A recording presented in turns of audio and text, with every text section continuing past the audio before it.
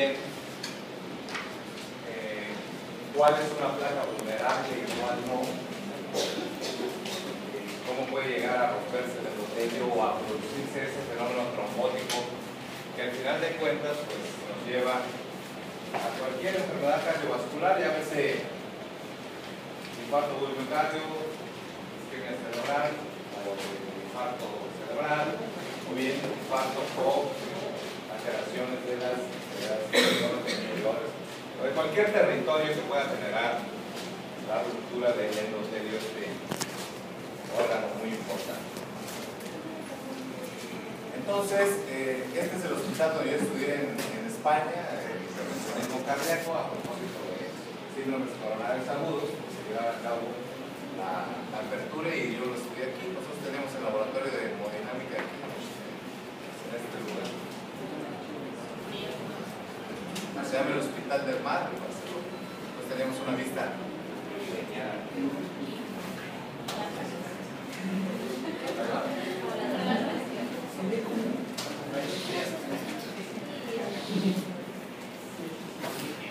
Bueno, los síndromes coronarios agudos, SICAs también se llaman, se dividen en dos grandes grupos, como ya se los he mencionado, pero que ahora nuevamente lo repito, y vemos que son 2.3 millones de admisiones hospitalarias aproximadamente en los Estados Unidos, y se dividen en angina inestable, infarto sin elevación del ST, el IAM-CEST con S, y el IAM-CEST con C, que aquí falta la C, que es con elevación del ST. Son dos diferencias grandes y que lo define el electrocardiograma. Uno eleva el ST y el otro lo disminuye o está sin cambios, que eso también puede existir. ¿Sí? Recuerden que un electrocardiograma normal no descarta la patología coronaria, ¿de acuerdo? Y recordarán ustedes que el electrocardiograma es de ayuda diagnóstico. ¿Qué es lo que nos va a dar el 70% del diagnóstico en los síndromes coronarios agudos? La clínica, el dolor, saber explorar y de preguntar el dolor, ¿de acuerdo? Eso es lo más importante. El electrocardiograma pues, es un adyuvante y que nos da importantes apoyos, pero no es definitivo. Entonces, ¿qué ocurre dentro de la angina inestable o el infarto sin elevación del ST? Pues hay una serie de procesos que ustedes entenderán ahora muy bien, como lo es la trombosis y como lo es la obstrucción mecánica que sucede una vez que el trombo se ha instalado. ¿Sí? Eso genera pues obviamente una obstrucción dinámica, es decir, no hay paso de sangre. El proceso de inflamación que se sucede en el subendotelio, que también es un proceso importante, y con todo el efecto contrarregulador, porque al estar sufriendo un infarto, una trombosis, una obstrucción de las arterias coronarias, pues hay dolor precordial, y ya ustedes, mucha gente les dice, no, dicen que el corazón no duele. Duele tanto que da una sensación de inminencia de muerte, ¿no? Entonces, todos estos elementos que generan la obstrucción, al final de cuentas, generan liberación de hormonas contrarreguladoras como son la adrenalina. Por eso es que hay piel fría, por eso es que hay diaforesis, por eso es que hay filoerección, por eso es que hay todo el contexto de los elementos que acompañan al dolor precordial y que hemos visto con toda oportunidad cuando vimos la historia clínica, ¿no? Se acuerdan que hablamos del dolor y de sus características, y que esto, todas las manifestaciones neurovegetativas las proporciona la adrenalina, la noradrenalina y todo, y esto genera taquicardia y por lo tanto incremento del consumo de oxígeno en un corazón que no tiene suficiente oxígeno porque le están construyendo una arteria, ¿de acuerdo? Entonces hay demanda, pero no hay el aporte de oxígeno necesario. Por otro lado, también se ha creído que es inicialmente la obstrucción dinámica que genera la obstrucción mecánica, porque también existe una estenosis muy importante de todo eso. Pero al final de cuentas, si ustedes ven, pues es la misma rueda, es el mismo círculo. Generalmente la obstrucción dinámica son aquellas placas que ocupan más del 70% del área del vaso y que finalmente llegan a una obstrucción realmente mecánica, que es el desarrollo del coágulo o del trombo, ¿de acuerdo?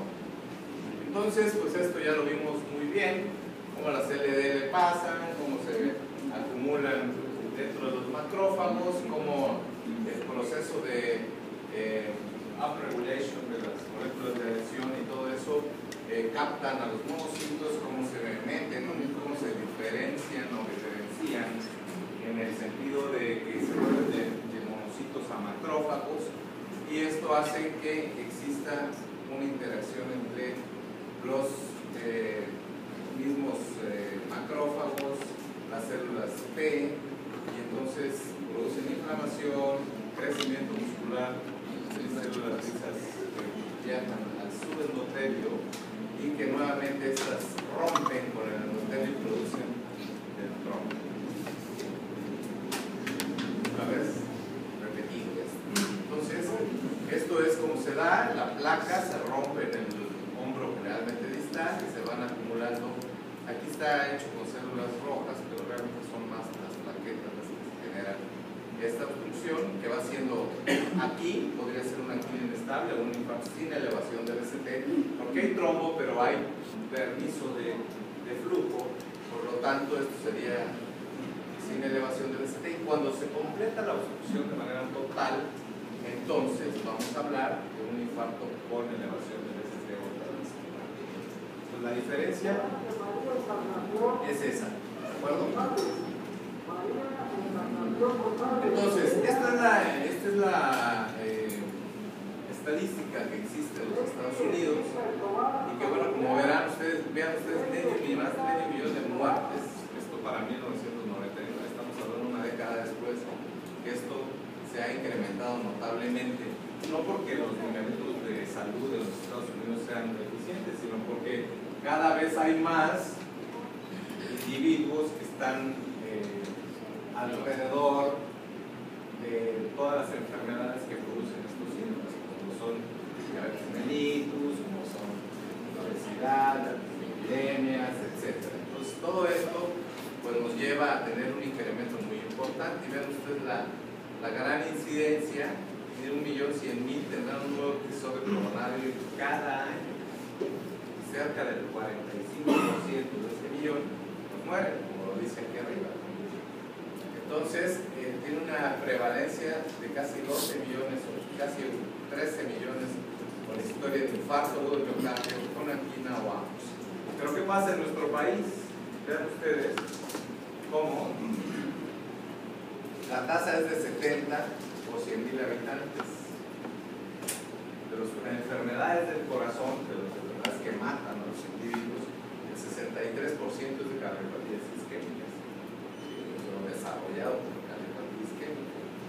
Vean ustedes cuántos miles de individuos presentan un síndrome coronario agudo en edades productivas, lo que representa una pérdida de 1 millón de años de vida. Contamos que limitan la vida a muy temprana edad. Algunos de estos individuos pues bueno, se pierden al año 1 millón de años de vida. Y se gastan 7.000 millones de pesos cuando el salario mínimo estaba a la mitad. O sea que esto échenle a 14, ¿no? Más o menos el salario mínimo está ahora en 60 pesos, ¿no? 59. Entonces son 14.000 millones de pesos que se gastan en el tratamiento de estas enfermedades. Ahora, lo primero que nosotros tenemos que saber es si estamos frente a un síndrome coronario agudo. ¿Cómo? Pues a través del dolor, a través de la manifestación más franca, que es el dolor, y que más adelante veremos dónde se ubica claramente. Y luego, una vez que realizamos un electrocardiograma de reposo de 12 derivaciones, pues entonces podemos definir en dónde estamos, aquí o aquí. ¿Tiene elevado el ST o no lo tiene? Sí, esa es la diferencia básica. Estratifiquemos el riesgo. Miren la lista que teníamos.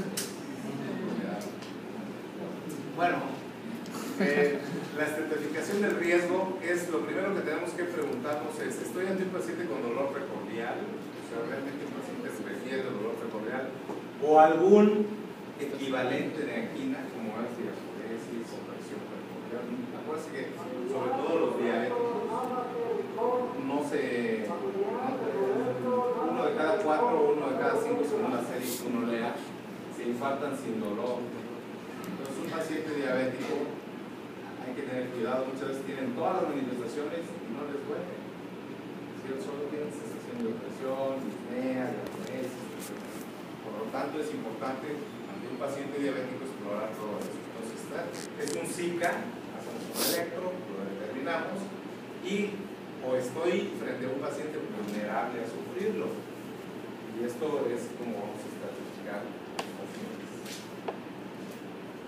Entonces, la historia clínica, y son datos asociados, fíjense, con alto riesgo de enfermedad coronaria en pacientes con síntomas de citas, cuando llegan a urgencias, y que ustedes van a tener la oportunidad de estar frente a ellos, no van a evitar nada y va a ser el octavo, ¿no? Digo, el séptimo. Ya los que tenemos. No pasen el séptimo. Si es que pasan, entonces van a tener la oportunidad de estar en urgencias, ¿no? Entonces van a ver a pacientes con dolor torácico. Aquí es importante preguntar si lo han tenido antes, y si son pacientes que han tenido un infarto o un síndrome coronario agudo antes y vuelven a tener dolor, preguntarles si es similar a lo que sufrieron antes. Si les dicen que sí, pues están en alto riesgo. Historia de enfermedad coronaria, de infarto, de que hayan sido sometidos a procedimiento coronario invasivo, es lo que quiere decir PCI, procedimiento coronario invasivo, es decir, un cateterismo, una angioplastía coronaria, o que hayan sido llevados a bypass autocoronario, cirugía abierta que cada vez se hace menos. Y bueno, si han tenido historia de angina, el paciente ha venido con angina increciendo, quiere decir que ha ido aumentando el dolor ante menos esfuerzos. Son pacientes con angina estable que van aumentando. Antes caminaban 10 calles y ya sentían dolor, luego 5, 4, luego ya cuando suben la escalera, luego cuando se peinan, etc. No es igual que la clasificación de la neuronar para clase funcional. Ahora vamos a ver la otra clasificación de angina, que es la canadiense, pero vamos a verlo más adelante. Entonces, historia de angina: si el paciente tiene más de 60 años, tiene más factibilidad de tener una enfermedad coronaria o cualquier tipo. Si el género es masculino, ya hablábamos que los hombres tenemos más susceptibilidad a tener ese tipo de alteraciones. Las mujeres, después de la menopausia, los hombres tienen mayor mortalidad antes de los 45 o 50 años, y las mujeres tienen más mortalidad después de la menopausia que los hombres. Si dos individuos de diferente género, masculino o femenino, se infartan después de los 60 años, la mujer tiene más riesgo de morir que el hombre, ¿sí? Así que hay que llegar, chavos.